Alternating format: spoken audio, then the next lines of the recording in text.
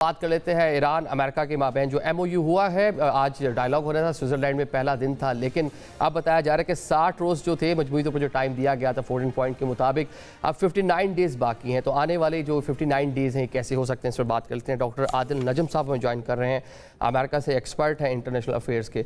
Sir बहुत शुक्रिया join करने के लिए। 59 डेज़ बाकी रह गए हैं, आज मुज़ाकरात का पहला राउंड ही शुरू नहीं हुआ, तो आने वाली 59 डेज़ कैसे गुजरते नज़र आते हैं आपको?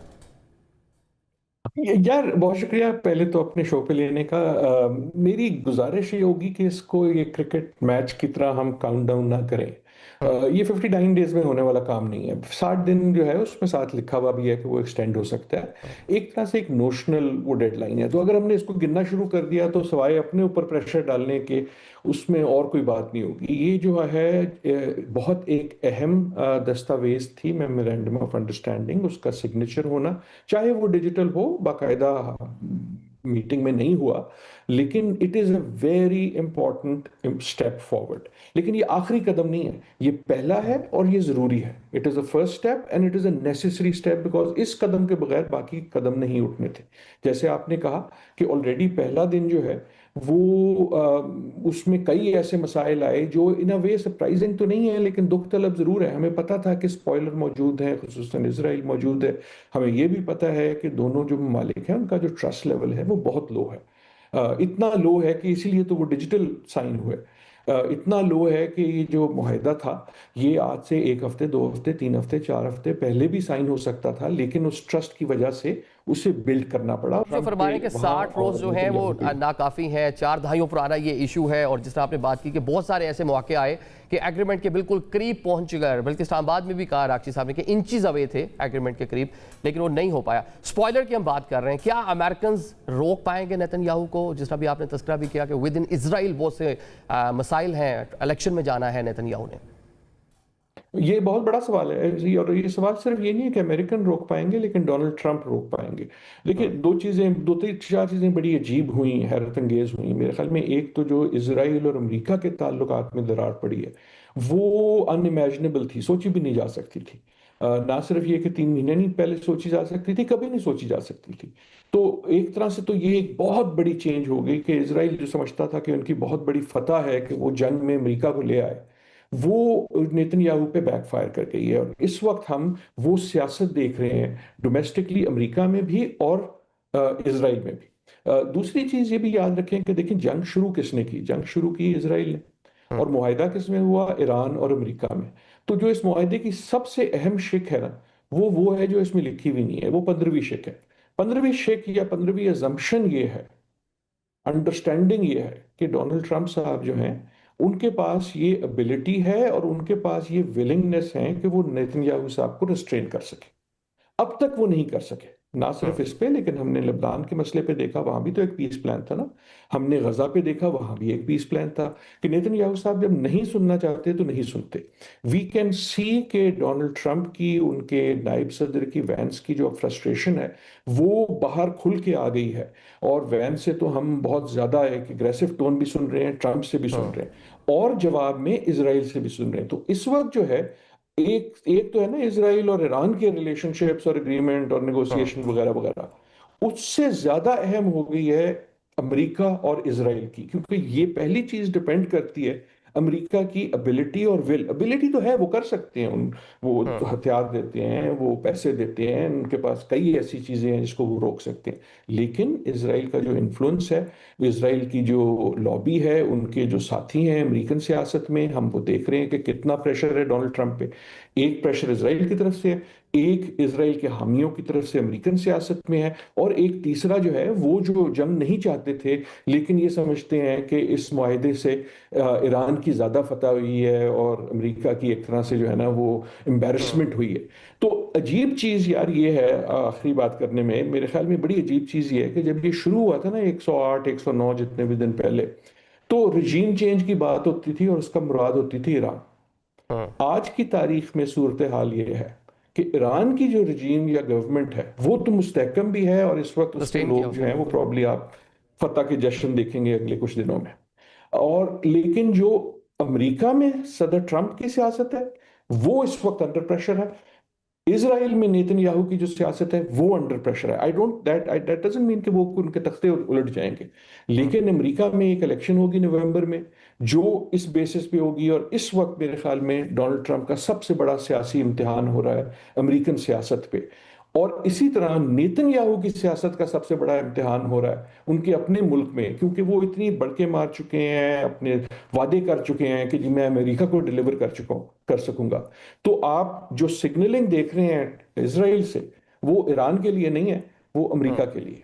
अच्छा डॉक्टर साहब, 14 पॉइंट्स हैं, न्यूक्लियर है जो ईरान के हवाले से था, ईरान का उस पर माजी में भी एक मौक़िफ़ रहा है। ऑन द अदर साइड बाकी जो 3 पॉइंट्स हैं वो न्यूट्रल नज़र आते हैं। 10 पॉइंट ऐसे हैं जो सीधा सीधा नज़र आते हैं कि ईरान की फेवर में है। तो बज़ाहिर इस जंग में जो पूरा मामला था, सरेंडर किसने किया? यार सरेंडर तो किसी ने भी नहीं किया, सरेंडर तो दुनिया की पीस ने किया। आपने जो सरेंडर तो आप करते हैं ना, जब मैं करता हूँ जब हम तेल डलवाने जाते हैं। सो जंग में जीता जूता कोई नहीं है, तीनों की बहुत नुकसान हुआ है। देखें ईरान के ऊपर जो जो जो बमबारी हुई, या जिस किस्म से उनकी क़यादत को निकाल दिया गया, जो उनके लोगों को गुजरना पड़ा और गुजर रहे हैं, उसको आप अंडरमाइन तो नहीं कर सकते। ये जो आपने कहा ना कि 3 इसके हक में 3 उसके हक में, ये भी डिपेंड करता है कि पढ़ कौन रहा है। जब डोनाल्ड ट्रंप पढ़ते हैं तो वो तो इस तरह पढ़ते हैं कि सारे उनके हक में। जब ईरान पढ़ता है तो वो इस तरह पढ़ते हैं कि वो उनके हक में है। मेरा ये ख्याल है कि जान के मुबहिम है। देखें ये एग्रीमेंट तो नहीं है ना, ये एक मेमोरेंडम ऑफ अंडरस्टैंडिंग है। मतलब क्या उसका जो उर्दू होती है, इसकी क्या होती है मुफाहमती मेमोरेंडम ऑफ यादाश्त पर दस्तखत अंडरस्टैंडिंग कर दिए जी। की? जी मुफाहमती यादाश्त जी। हाँ, याददाश्त, राइट। तो अब हम चाहते हैं ये कि ये याददाश्त जो है वो यादश बखैर बन जाए।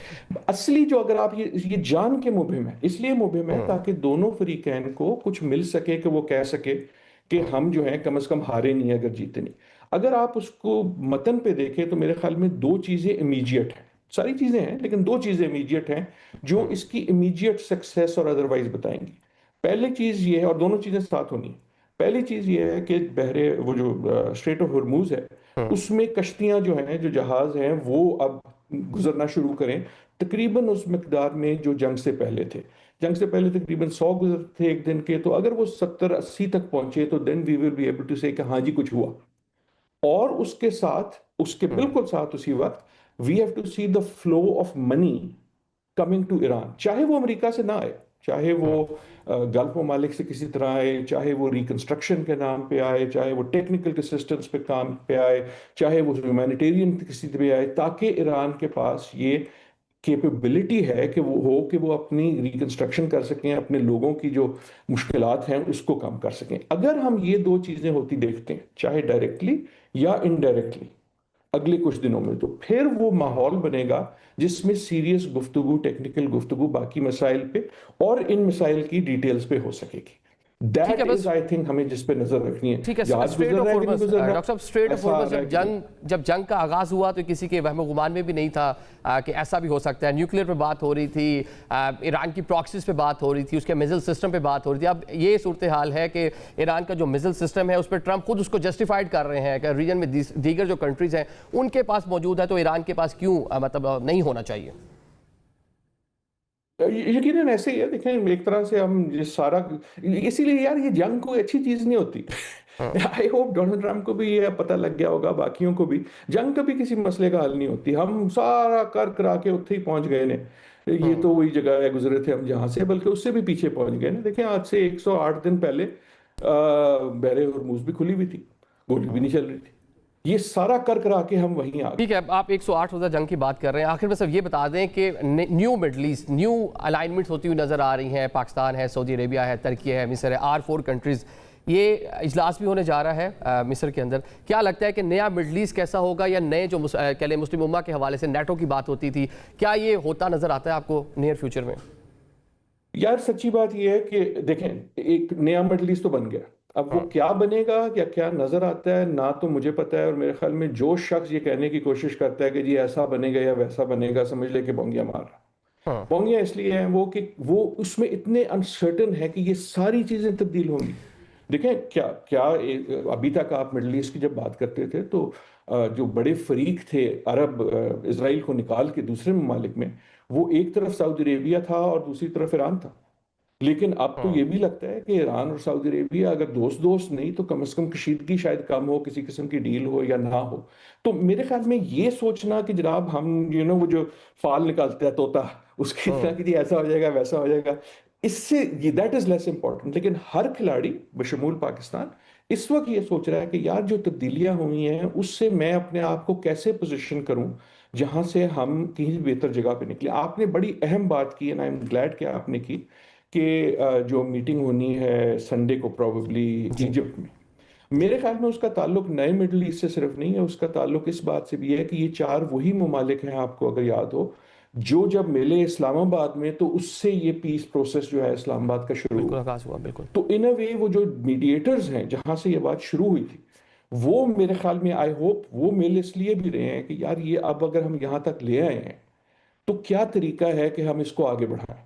हम्म। और उसमें अगेन वही दो जो चीजें हैं, देखें जहाज किन के जा रहे हैं, इन ममालिक के जा रहे हैं, दूसरों के भी बहुत जा रहे हैं, लेकिन ये these are some of the important once.